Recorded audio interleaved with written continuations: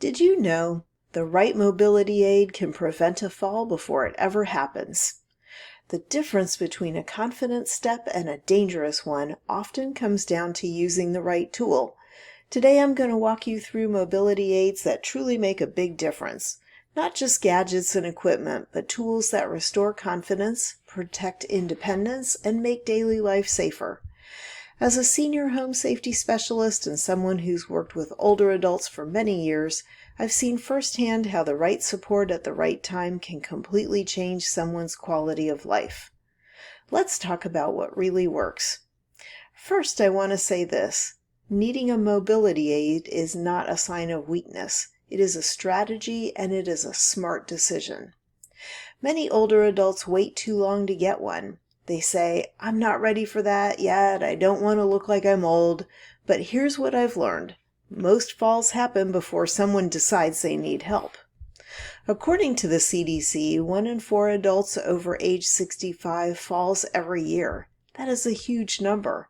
And falls often lead to injuries that take away independence much faster than a cane or a walker ever would. So let's go through some mobility aids that truly make a difference. I'm going to start simple, and that's with canes. A cane can reduce pressure on one leg by up to 25%. That's big if someone has arthritis, hip pain, mild balance issues. There are different types of canes. A standard single-point cane works well for mild weakness. An offset handle cane provides better weight distribution. And a quad cane with 4 small feet at the base offers more stability overall. But here's what matters the most. The cane must be the correct height.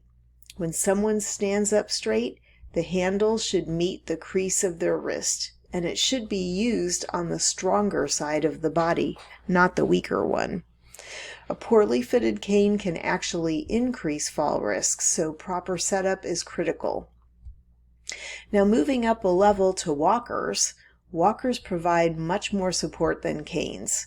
They widen the base of support, which improves stability right away. There are standard walkers with no wheels, and they require lifting with each step. They're good for someone who needs maximum stability. Then there are two-wheeled walkers. These allow smoother movement without lifting the entire frame. And then we have rollators. These have 4 wheels, hand brakes, and usually a seat. I love rollators for people who fatigue easily. The person can walk and then sit and rest when needed.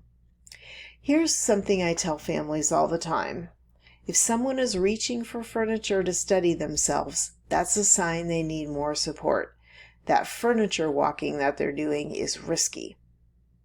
Now let's talk about something many people overlook, and that is grab bars. Grab bars are actually mobility aids as well. They provide stability during transitions, and most falls happen during transitions. Getting in and out of the shower, standing up from the toilet, stepping over a tub edge. Properly installed grab bars should be anchored into wall studs. Suction grab bars are not designed to hold full body weight. Keep in mind that a well-placed grab bar can prevent a life-changing fall. All right, moving on to lift chairs. Now, a lift chair looks like a recliner, but it has a motor that gently tilts the person forward to help someone stand up. If standing from a low chair is becoming difficult, that's a red flag. Repeated failed attempts to stand increase fall risk and strain the shoulders. A lift chair protects both the older adult and the caregiver. All right, moving on to something smaller but powerful, and that's reachers and dressing aids. Reachers allow someone to pick up items without bending. A long-handled shoe horn prevents risky balancing while putting on shoes. A sock aid helps someone dress independently even with limited hip motion. Small tools like this prevent unsafe bending and twisting, and bending is one of the biggest triggers for falls. Here's what I've learned over the years. That is, mobility aids, the best one is the one that matches the person's current ability. Not what they used to be able to do, not what they wish they could do, but what is keeping them safe right now. And you know what? When someone feels steady, they move more. When they move more, they stay stronger, and when they stay stronger, they stay independent longer. Mobility aids are not about giving up independence. They are about protecting it. If you're noticing subtle changes, slower walking, holding onto walls, difficulty standing up, don't ignore those signs. Early support prevents bigger problems later. And please remember that it is always easier to introduce a mobility aid before a fall than after one. So thanks for joining me today. Please share this episode with someone you care about who could use the information to make their life safer.